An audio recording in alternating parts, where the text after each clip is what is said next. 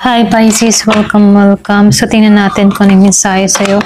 So be open-minded po, hindi halos lahat makaresonate.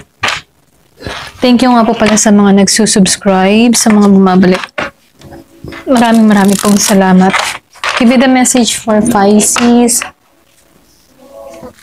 Ano yung mensahe sa'yo? Give me the message for Pisces.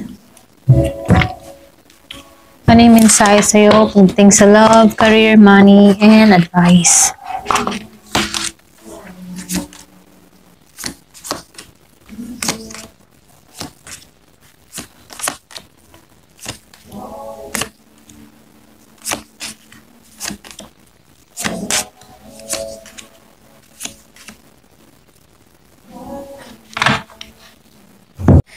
So, dito, Pisces, yung overall energy mo rito. Yung parang nasa pagitan ka ng pagtatapos at bagong simula. Pero hindi ka pa handang bitawan yung nakaraan, okay? So, meron ditong pag-asang gustong kumapit kahit alam mo unti-unti nang nagbabago ang direksyon ng buhay mo, okay? So, dahil lumabas ang The Sun reverse dito, nakikitaan ko dito, meron ditong napapagod na nawawala ng inspirasyon, or pwede rin meron kang pagdududa kung meron pa bang magandang mangyayari.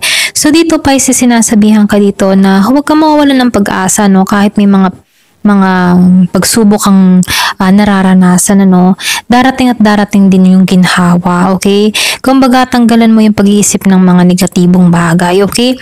So, usaping love naman tayo, pagdating sa love, meron akong nakikitang 4 of Cups, then 3 of Cups, and then sinabayan siya ng 6 of Cups dito, itong tatlong to. So, nakikitaan ko dito, dito sa 4 of Cups, dahil naka-upright siya, para bang meron ditong emotional na pagkakawala ng gana, okay? So, dito, dahil lumabas ang 3 of Cups, then sinabayan siya ng Queen of Cups dito, So, nakikitaan ko dito, yung bang tipo na maring may third party energy dito, o hindi balance na connection noon.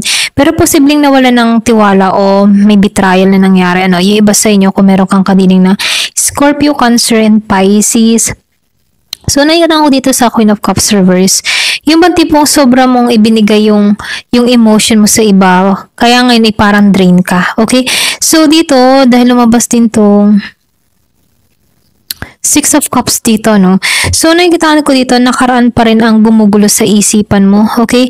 Hindi pa tuluyang nakaka-move on, pero sinusubukan mo, okay? So, dahil lumabas din dito yung 9 of Wands sa reverse, yung bang tibong pagod ka na? Pagod ka ng lumaban, at gusto mo na lang yung kapayapaan, okay? So, yung iba sa inyo na napagod ka na magmahal, okay? Pero ganun pa man, pwedeng meron kang kadiling na Aries, Leo, and Sagittarius. So, yung pinaka-mensahe sa'yo, pagdating sa love, kailangan mo magpahinga, emotional. Pwedeng yung iba sa inyo, emotional drain ka, or pwedeng namamagod ka na, okay? Pero ganun pa man, yung pag-ibig dito ay hindi dapat laging ilaban, okay? Kapag pagod ka, magpahinga ka. Kung ayaw mo na, tigil na, okay? So, minsan ito yung pagpapalaya sa sarili, okay? Kapag ba natutunan mong mahalin yung sarili mo, muli, saka darating yung taong marunong rin magmahal ng tapat, okay? So, dito sa usaping pera, dahil lumabas tong 5 of Pentacles, naka-reverse siya. Then, sinabayan pa rin siya dito ng Queen of Pentacles reverse, para ding naka-reverse dito.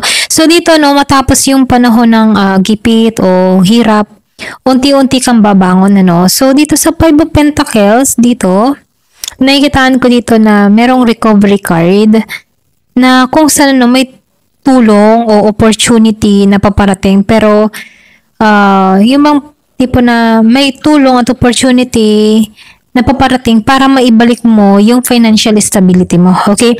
Pero dahil lumabas din tong Queen of Pentacles reverse, kailangan mo lang bantayan yung paggastos, okay? Or pag-aalaga sa sarili. Huwag mong kalimutan yung sariling pangangailangan habang tumutulong ka sa iba, okay? Yung bang ganun, kumbaga kahit tumutulong ka sa iba, kailangan mo din pagtuunan yung sarili mo dito. So, yung pinaka-mensahe sa'yo sa usaping pera, merong pag-angat, pero kailangan ng practicality at self-discipline, okay? So, kung minsan, Pisces, sobrang generous ka, okay, mapagbigay ka. Pero ganun pa man, tandaan mo, hindi mo kailangang ubusin ang sarili mo sa iba, okay? So, dito, no, sinasabihan ka lang din dito na kailangan mo din maging balance sa pagbibigay, okay? So, dito tayo sa career mo, no? Pagdating naman sa career, nakita ko yung King of Swords. King of Swords dito, then nakikita ko rin dito ang Two of Wands, okay? King of Swords, Two of Wands, and then meron din akong nakikitang Eight of Pentacles reverse doon.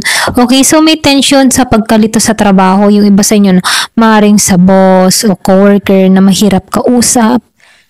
Dahil lumabas ang King of Swords reverse dito, no? Or pwede rin ikaw mismo yung nawawala ng motivation dito sa Knave of Wands reverse dito, okay? So, pero ganun pa man, no? Dahil lumabas din yung Eight of Pentacles reverse doon, maring nakakaramdam ka ng burnout or boredom, okay? Gusto mo bang baguhin yung direction ng career mo? Pwedeng umay ka na sa career ang tinatahak mo dito, no? Pero magandang balita kasi meron dito ang Two of Wands upright. Meron kang plano at may potential path forward, okay? So, dito, ang kailangan mo lang ay tiwala sa sarili at malinaw na vision, okay? So, yung pinaka-mensahe sa'yo pagdating sa karera, ano? Yung bang tipo na hindi ka na masaya o fulfilled sa ginagawa mo? Paano na para magplano ng bagong direksyon, ano? Kasi maaaring may oportunidad na abroad or pwede rin nagnanais kang mag-abroad or sa ibang field, ano? Pero ganun pa man, nakikitaan ko dito yung creative path na mas align sa puso mo. So, nakikitaan ko dito, no, yung pinaka-advice sa'yo. Dahil lumabas tong Death Reverse and the Sun reverse, then lumabas din tong Nine of Wands reverse. So, yung pinaka-advice sa'yo, Pisces, kumbaga sinasabihan ka dito na alam kong nakakatakot, ano, pero wag mong hadlangan yung natural na proseso ng pagbabago, okay? Kumbaga, I mean, ano, yung bang tipo na magpatuloy ka lang sa mga ginagawa mo, no? Kasi nakikita ko dito may pagbabagong parating. Okay? Kumbaga, bitawan mo yung takot, ibalik mo yung inspirasyon mo, alagaan mo yung puso mo, pero wag mong isara ng tuluyan, okay? So, dito, kumbaga sinasabihan ka dito na gawin mo muli yung mga bagay na nagpapasaya sa'yo, like art, music, or spirituality, ganyan. Hindi lahat ng ending ay talo, no? Minsan, ito yung gateway sa bagong chapter. So, sinasabihan ka dito, no, na huwag kang susuko. So, dito, yung pinaka mensahe sa'yo sa love, money, career, and advice, ano, nakikitaan ko dito yung paghihilom pagdating sa laban, no? Kasi nakaranas ka ng mga kabiguan dito. Pero pagdating sa pera naman, ano, unti-unti kang babangon, bantayan lang yung paggastos, okay? Pagdating naman sa career, punuin mo yung mga bagong direksyon.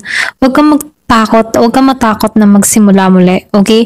So, yung pinaka-advice lang para sa'yo, i-surrender mo lang lahat-lahat, ano? Kumbaga, kapag nahihirapan ka, huwag mong labanan, hayaan mo lang at ipagpatuloy mo kung ano yung nagpapasaya sa'yo, okay? Kumbaga, trust the process, surrender to God, and let it go. Lahat-lahat ng mga hindi na nararapat para sa'yo, okay? Ayan, hanggang dito na lamang po. Thank you for watching. Love and peace.